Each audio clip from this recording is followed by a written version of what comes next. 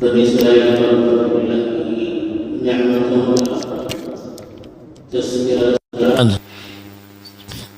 ابھی جو آیات تلاوت کی گئی ہیں اس میں پھر ایک خاص واقعے کی طرف اشارہ کر کے اللہ تعالیٰ اپنے انعامات کا تذکرہ کر رہا ہے، اور دوسری طرف بنی اسرائیل کی طرف سے جس طرح سے اللہ کی نافرمانیاں، گستاخیاں اور مخالفتیں ہو رہی ہے، اس کی طرف بھی اشارہ کیا جا رہا ہے۔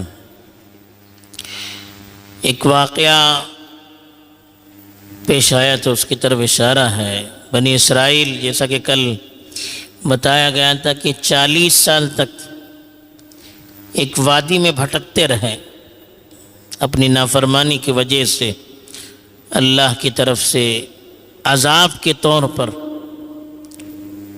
تو 40 سال تک جب بھٹکتے رہے، پھر جب توبہ معافی سب ہو گئی تو اللہ کی طرف سے ایک بستی میں ان کو داخل ہونے کے لیے کہا گیا، فاتحانہ انداز میں۔ اب وہ بستی کون سی تھی؟ مفسرین نے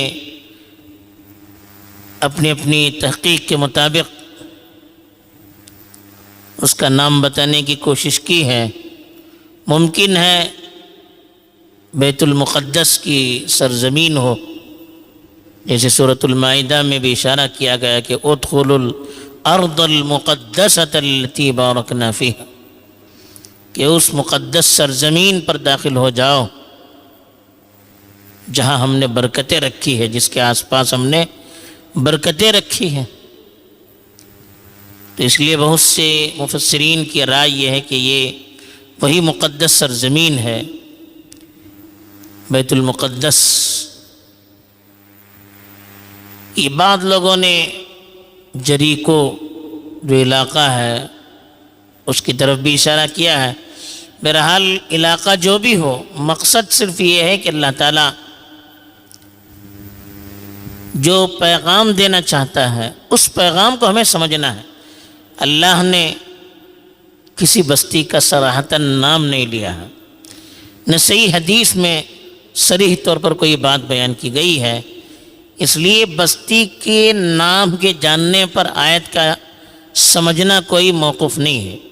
آیت کے سمجھنے کے لیے اس بستی کا نام جاننا کوئی ضروری نہیں ہے۔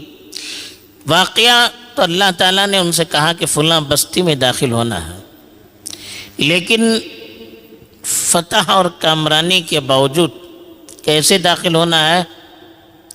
جھک کر داخل ہونا۔ ایک پھاٹک یا دروازہ تھا، مین گیٹ، اس گیٹ سے داخل ہوتے وقت کہا گیا کہ ذرا جھک کر تواضع کے ساتھ داخل ہونا، زبان پر اللہ سے مغفرت کی دعائیں ہوں، جیسے عام بادشاہ فاتحانہ انداز میں سینہ تان کر ڈھول پیٹتے ہوئے متکبرانہ انداز میں نعرے لگاتے ہوئے داخل ہوتے ہیں۔ کہا کہ ویسے جشن نہیں منانا ہے، بلکہ انتہائی تواضع کے ساتھ زبان سے استغفار کرتے ہوئے اس میں داخل ہونا ہے۔ اسے اللہ کے رسول صلی اللہ علیہ وسلم فتح مکہ کے وقت داخل ہوئے، بالکل سر جھکا جا رہا تھا، اور جیسے ہی داخل ہوئے اللہ کے رسول نے غسل کر کے 8 رکعت نماز پڑھی۔ ایسے حضرت سعد بن ابی وقاص کے بارے میں کہا گیا ہے کہ جب وہ فاتحانہ انداز میں داخل ہوئے تو انہوں نے بھی 8 رکعت نماز پڑھی۔ تو یہاں بھی ممکن ہے کہ جھک کر داخل ہونے کا مطلب، جیسا کہ بعض مفسرین نے لکھا ہے، کہ وہاں جا کر اللہ کے سامنے سجدے شکر بجا لاؤ، اللہ کے سامنے نماز پڑھو، اور جو چاہے وہاں پر وہ کھاؤ۔ اس زمین پر جو اللہ کی طرف سے آپ کے لیے غذائیں رکھی ہے، خوب مست ہو کر جتنا جی چاہے کھا لینا، اور جو اخلاص سے کرے گا اللہ تعالیٰ مزید اس کو بدلہ دیں گے۔ لیکن ہوا یوں کہ ان کو جو کہا گیا تھا اس کا الٹا کیا۔ حدیث میں آتا ہے کہ ان سے کہا گیا تھا کہ ذرا جھک کر داخل ہو جائے، تو یہ سرین کے بل گھسیٹتے ہوئے داخل ہوئے، سرین کے بل گھسیٹتے ہوئے داخل ہوئے۔ ان سے کہا گیا تھا کہ استغفار کے کلمات حتی، حتی یحط کے معنی گرانا، یہ الفاظ کہے جائیں، تو بجائے حتی کے انہوں نے کہا حنتۃ فی شعیرہ، یعنی جو کا غلہ ہو، جو کا غلہ ہو۔ اللہ نے جو کہنے کے لیے کہا تھا اس کی مخالفت کی، اس کے الٹا کیا، تو پھر اللہ کی طرف سے سخت ترین عذاب آیا، اور وہ جتنے بھی نافرمانی کرنے والے تھے سب ہلاک ہو گئے۔ اسی کی طرف اشارہ کیا ہے، چنانچہ ارشاد ہے وَإِس، اس وقت کو بھی یاد کرو، قُلْنَا، ہم نے کہا، ادخلوا، داخل ہو جاؤ، هَذِهِ الْقَرْيَةَ، اس بستی میں، یعنی ایک بستی کی طرف اشارہ کر کے کہا کہ اس بستی میں داخل ہو جاؤ، فَكُلُوا مِنْهَا، فَكُلُوا، کھاؤ، مِنْهَا، اس میں سے، حیث، جہاں، شئتم، تم چاہو، رغدن، پوری جی بھر کر کھاؤ، فَكُلُوا مِنْهَا حَيْثُ شِئْتُمْ رَغَدًا، یعنی اس بستی میں داخل ہو جاؤ اور جی بھر کر جہاں سے چاہے کھاؤ۔ کھانے پینے کی آزادی دی گئی کہ جو بھی غذا وہاں پر آپ کو ملے جی بھر کر، رغدن کہتے ہیں آسانی کے ساتھ، بغیر کسی رکاوٹ کے جی بھر کر کھانا، جتنا جی چاہے کھاؤ، حیث شئتم، جہاں سے چاہے۔ وَادْخُلُوا، اور داخل ہو جاؤ، الباب، خاص دروازے میں، سجدن، جھکتے ہوئے، وقولوا، اور کہو، حتۃ، حتہ کہو، نغفر لکم، ہم تمہاری مغفرت کریں گے، خطایاکم، تمہارے گناہوں کی، وسنزید المحسنین، اور ہم عنقریب اخلاص سے کام کرنے والوں کے ساتھ مزید اضافے کا معاملہ کریں گے۔ تو ان سے کہا گیا ادخلوا الباب سجدا، اس مین، الباب مانے مین دروازے سے جب آپ داخل ہو رہے ہو تو آپ کا سر جھکا ہوا ہو، تواضع کے انداز سے داخل ہو جاؤ۔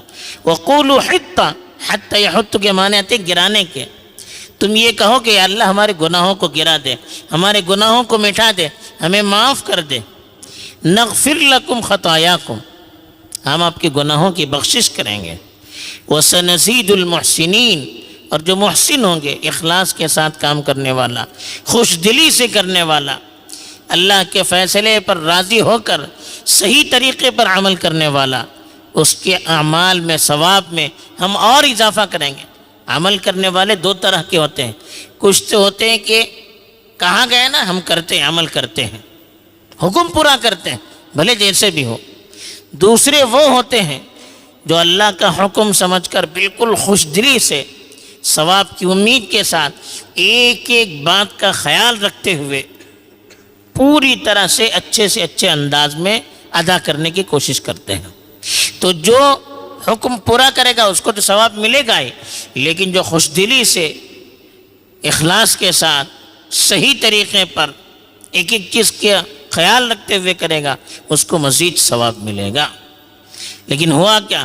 فبدل، تو بدل دیا، الذین، ان لوگوں نے، ظلموا، جنہوں نے ظلم کیا، قولا، ایسی بات کو، غیر الذی قیل لہم، اس کے علاوہ جو ان سے کہی گئی تھی، یعنی جو ظلم کرنے والے تھے، نافرمان لوگ تھے، ان سے جو کہنے کے لیے کہا گیا تھا کہ اللہ مغفرت کر، یا اللہ مغفرت کر، یہ کہتے ہوئے آپ داخل ہو جاؤ، سر جھکا کر داخل ہو جاؤ، وہ حکم انہوں نے بدل دیا، بدل مانے تبدیل کر دیا، غیر الذی قیل لہم، ان سے جو کہا گیا تھا اس کے علاوہ کوئی دوسرا کام انہوں نے کیا، جو کہا گیا تھا وہ انہوں نے نہیں کیا، یعنی ان سے کہا گیا تھا جھک کر جائیں، وہ سرین کے بل جانے لگے، ان سے کہا گیا تھا کہ آپ زبان سے کہے حتہ حتہ، یا اللہ ہماری مغفرت کر، یا اللہ ہماری مغفرت کر، انہوں نے اس کے بدلے جیسا کہ حدیث میں آیا حنتۃ فی شعیرہ، کہا یا اللہ جو کا غلہ دے دے، جو کا غلہ دے دے، یعنی کھانے کی،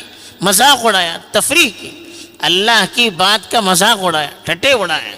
تو اللہ تعالیٰ نے کہا فَأَنزَلْنَا، تو ہم نے نازل کیا، عَلَى الَّذِينَ، ان لوگوں پر، ظلموا، جنہوں نے ظلم کیا، اللہ کی نافرمانی کی، رجزاً، سخت ترین عذاب کو، من السماء، آسمان سے، بما کانوا، جو کچھ وہ کرتے، بما کانوا یفسقون، جو گناہ کیا کرتے تھے۔ رجز کہتے ہیں آسمان سے جو عذاب نازل ہوتا ہے جس کو آدمی روک نہیں سکے، ایسا عذاب جس کو آدمی روک نہیں سکتا، تو ان پر پوری قوم پر عذاب آیا۔ ظلموں مانے وہ لوگ، سارے لوگوں نے غلط نہیں کیا تھا، کچھ لوگوں نے غلط کیا تھا۔ جن لوگوں نے غلط کیا، ظلم کے معنی الٹا کرنا، اللہ کی بات کی مخالفت کی، اللہ کے احکام کے خلاف کام کیا، ان پر سخت ترین عذاب آیا۔ اب وہ عذاب کیسا تھا؟ بعض لوگوں نے کہا پلیگ، طاعون کی شکل میں آیا، بعض لوگوں نے اور کوئی کہا۔ بہرحال علماء نے لکھا اتنا سخت ترین عذاب تھا کہ 70,000 لوگ اس میں مارے گئے۔ آسمان سے عذاب آیا، کیوں آیا؟ بما کانوا یفسقون۔ فسق کہتے ہیں نافرمانی کرنا، اللہ کی جو مسلسل نافرمانی کرتے تھے اس کے نتیجے میں اتنا سخت ترین عذاب آیا۔